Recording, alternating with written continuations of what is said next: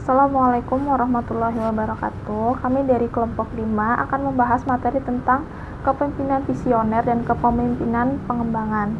Di sini dengan saya sendiri, Nala Handini, dengan NIM 141080268, dan rekan saya, Yasar Habib 141170234, dan juga Diki Hangga Setiawan 141180161. Yang pertama di sini saya akan membahas tentang visi organisasi.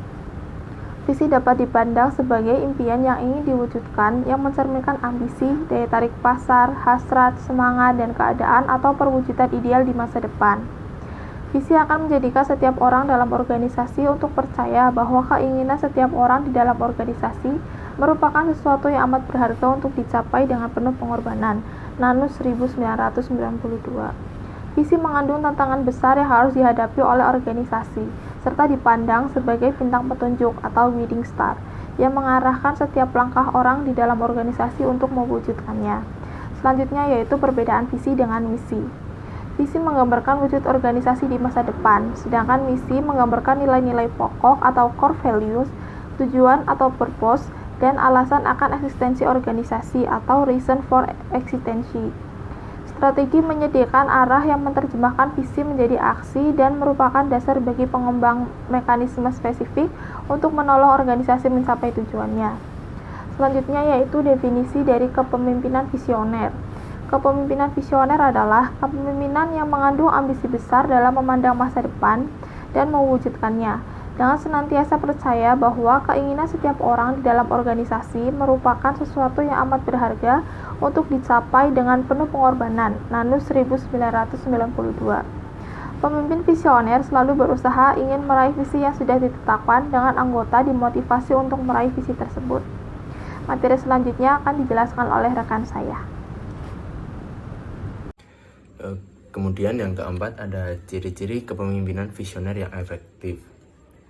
Ada beberapa ciri seorang pemimpin visioner dipandang efektif dalam menjalankan kepemimpinannya, yaitu yang pertama, pemimpin mampu menghubungkan visi saat ini dengan visi ke masa depan. Pemimpin visioner selalu berusaha menghubungkan visi organisasi yang sekarang ini dituntut dengan visi misi masa yang akan datang. Jadi, pemimpin mampu melihat dan menghadapi kebutuhan organisasi saat ini dan memenuhi kewajiban saat ini. Sementara itu, pemimpin tetap berusaha mencapai impian di masa depan. Kemudian yang kedua ada pemimpin visi menggerakkan energi dan komitmen bagi seluruh anggotanya. Pemimpin visioner senantiasa menimbulkan inspirasi, semangat, komitmen, spirit untuk diperjuangkan guna mencapai sesuatu yang lebih bermakna bagi kehidupannya, bagi ruang lain, dan bagi masyarakat. Kemudian yang ketiga ada pemimpin visioner membangun standar keunggulan dan kualitas. Pemimpin ini senantiasa berupaya menyediakan sebuah ukuran bagi anggotanya dalam menilai kontribusi mereka terhadap organisasi. Kemudian yang keempat ada pemimpin visioner memiliki daya tarik yang luas dan mendalam. Pemimpin visioner memberikan kebebasan pada setiap anggota untuk menyuarakan ide-idenya dan bekerja secara mandiri dengan sasaran yang sama. Kemudian selanjutnya adalah pemimpin visioner berhubungan dengan perubahan. Pemimpin tipe ini selalu mendorong anggotanya untuk mau berubah ke arah yang lebih baik, mengubah pola pikir yang cenderung santai dan masa bodoh menjadi peta mental yang positif untuk siap menghadapi perubahan di luar organisasi yang terjadi sangat cepat dan di setiap waktu. Kemudian selanjutnya ada pemimpin visioner mendorong keyakinan dan harapan. Pemimpin visioner mendampingi anggotanya dengan selalu mendorong keyakinan dan harapan tiap anggota untuk yakin bahwa masa depan mereka masih terbentang luas bagi kehidupannya. Kemudian yang terakhir ada pemimpin visioner memiliki idealisme yang tinggi. Pemimpin tipe ini berusaha meraih tujuan organisasi dengan cara ideal dan terhormat, bukan dengan cara yang munafik. Bersama dengan seluruh anggota, pemimpin mengupayakan kemajuan-kemajuan yang berarti bagi organisasi. Kemudian yang selanjutnya ada kepemimpinan pengembangan. Yang pertama yaitu ada definisi kepemimpinan pengembangan. Potret yang lahir di era globalisasi, pengetahuan saat ini adalah pemimpin pengembangan. Individu yang terpilih untuk memegang jabatan sebagai pemimpin pengembangan diarahkan oleh tantangan perubahan dalam organisasi berpikir tentang pembelajaran. Salah satu filosofi yang mendasari pemimpin pengembangan adalah perkiraan bahwa organisasi tempatnya bekerja memiliki bakat tersembunyi, solusi kreatif, dan kapabilitas untuk berkompetensi dan berubah. Menurut Maslow, tahun 1908 dalam Hadari tahun 2003 menyatakan bahwa pemimpin pengembangan mempunyai asumsi tentang pekerjaan yang meliputi yang pertama, dipercaya untuk memerankan keahlian dan kemampuan yang terbaik. Kemudian yang kedua, berhak memperoleh informasi mengenai keputusan, misi, dan strategi organisasinya. Yang ketiga, berkeinginan menjadi kontributor lebih dari sekedar pengamat pasif. Kemudian yang keempat, berkeinginan mengatasi risiko jika organisasi membangun jaring pengaman sosial. Kemudian yang kelima ada menikmati kerjasama tim dan harmonitas kelompok.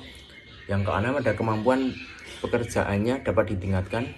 Yang ketujuh ada berkeinginan untuk tumbuh dan berkembang. Selanjutnya ada ingin dianggap penting, dibutuhkan, berguna, sukses, dihargai, dan direspek. Kemudian yang kesembilan ada ingin mengembangkan hubungan baik dengan pemimpin, manajer, dan kolega. Yang kesepuluh ada menginginkan pekerjaannya yang bermakna. Selanjutnya ada berkeinginan memperoleh penghargaan dan pengakuan atas prestasi yang dicapai. Kemudian ada menginginkan tanggung jawab atas kepasifannya, menginginkan pendekatan kepemimpinan yang diarahkan oleh dirinya sendiri, dan yang terakhir menginginkan organisasinya berhasil dan dalam mencapai tujuan serta sasaran bisnisnya. Agar pendekatan pelayanan dapat terwujud, pemimpin tersebut menerapkan ke-10 prinsip kepemimpinan pembangunan ditambah prinsip memberdayakan kreasi pengetahuan menurut Thomas H. Davenport dan Lawrence Prusak pada tahun 1998 di dalam judul Working Knowledge, Harvard Business School Press, Boston, Massachusetts, yang dikelompokkan ke dalam 4 prinsip. 4 prinsip tersebut merupakan indikator dari kepemimpinan pengembangan. Selanjutnya akan dijelaskan oleh rekan saya.